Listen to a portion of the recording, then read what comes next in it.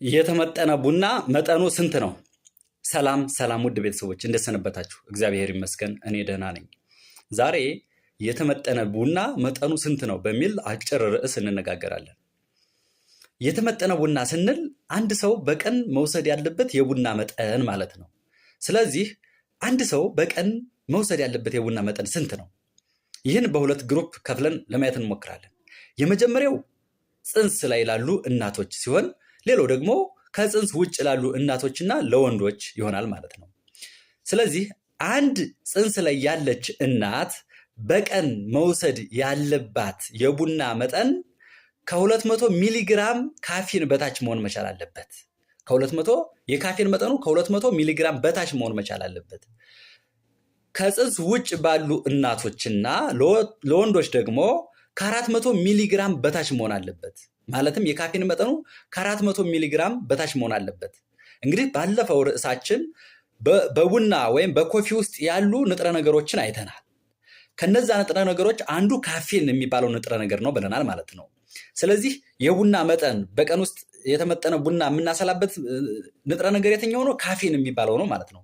ስለዚህ በካፊን መጠን ተንተርሰን ነው በቀን አንድ ሰው መውሰድ ያለበትን የቡና መጠን መወሰን የምንችለው ማለት ነው።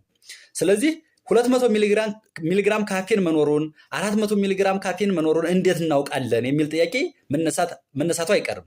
ለዚያ ደግሞ መልስ ልስጣችሁ። ቡና ካፈላሉ አንጻር በሶስት ይከፈላል።